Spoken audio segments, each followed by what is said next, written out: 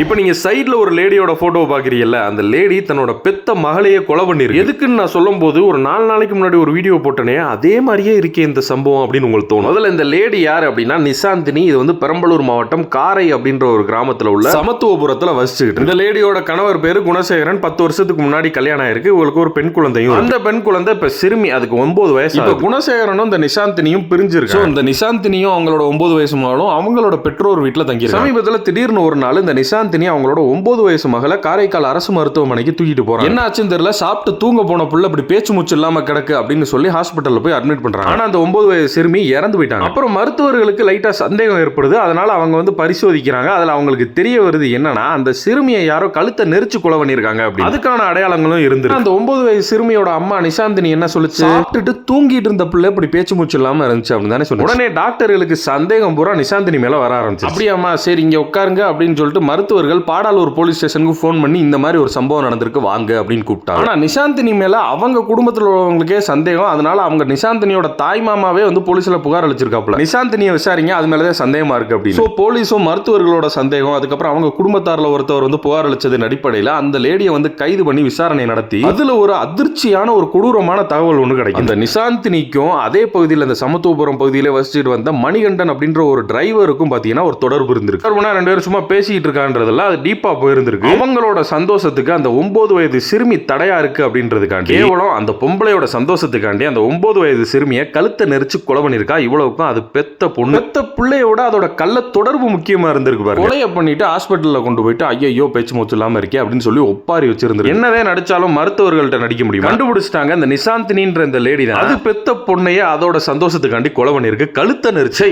கேட்கிறப்பவே கேவலமா இருக்கு. கேட்கிறப்ப ஒரு 3 நாளைக்கு முன்னாடி ஒரு வீடியோ போட்டனே, சேலத்துல ஒரு பொம்பளை, அதாவது லலிதான்ற பொம்பளை அதோட 1.5 வயது குழந்தைய கொலை பண்ணுச்சு பாருங்க. அதோட திருமணத்தை தாண்டிய கள்ள உறவு அதே பேட்டர்ன்ல இல்ல இந்த ஒரு கொலையும். என்ன பிறவியோ விழுகலாம். சை.